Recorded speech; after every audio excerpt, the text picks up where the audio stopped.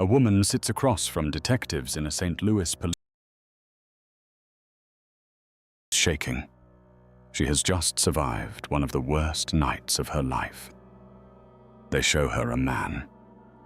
She looks at him carefully, and she says clearly and without hesitation, "That is not the man who attacked me." The detectives write it down. The prosecutors read it, and then they convict him anyway. He will spend the next 30 years in a cage for a crime, she told them. From the very beginning, he did not commit. St. Louis, 1982. A woman is sexually assaulted inside her own home. The attack is brutal. She fights, she survives. And when police arrive, she gives them what she can. A description of her attacker, details about the encounter, everything a victim is supposed to provide. She is cooperating fully. She wants the right man caught. Detectives zero in on a local man named George Allen Jr. He's 27 years old. He has no connection to the victim. But they bring him in, and they bring her in, and they put him in front of her. She looks at George Allen Jr. and tells them plainly, he is not the one. This should have been the end. It is only the beginning. Prosecutors push forward with the case against Allen, despite the victim's repeated objections. She is not wavering. She is not uncertain. She is telling anyone who will listen that the man sitting at the defense table is not the man who broke into her home. But the state has other plans. At trial in 1983, the prosecution presents forensic testimony, serological evidence, blood type analysis, the kind of science that sounds precise in a courtroom, but is, by modern standards, deeply unreliable. The analysis reportedly suggests Allen cannot be excluded as a contributor. It does not say he is a match. It says he cannot be excluded. In a courtroom, to a jury, that distinction dissolves. The words sound like guilt. The victim takes the stand. She testifies under oath that George Allen Jr. is not the man who raped her. The jury hears it. And then the jury convicts him anyway.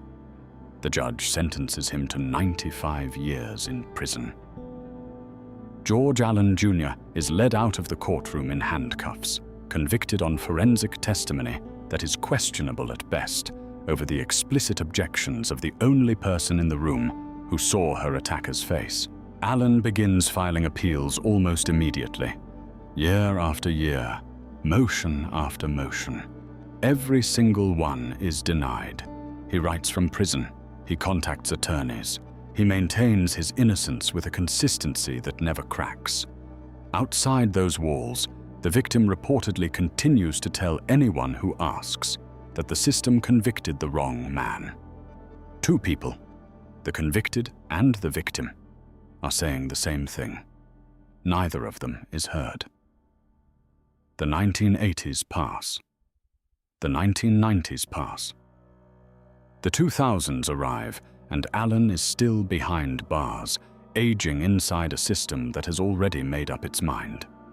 The forensic science that put him there is increasingly discredited nationwide. Serology gives way to DNA. Across the country, wrongful convictions are being overturned by the same technology. But for Allen, nothing moves. No one reopens his file. No one retests the evidence. He is forgotten in the way that only the poor and the powerless can be forgotten. Completely. Then, in 2012, it finally happens. Attorneys working on Allen's behalf secure DNA testing on biological evidence preserved from the original crime. The results come back, and they are unambiguous. George Allen Jr. is excluded. His DNA is not on the evidence. It was never him. But the results go further. The DNA matches another man, someone already sitting in a criminal database, someone the system already knew about. The right answer had been waiting in a test tube for 30 years. The victim was right from the moment she sat in that police station in 1982. She was right at trial. She was right every single time she said it. The system had the truth in its hands and chose not tall to hold it. George Allen Jr. walks out of prison in 2012. He is 57 years old. He has served 30 years for a crime the victim herself told police he did not commit. Under Missouri law at the time, he is entitled to no compensation, no payment for 3 stolen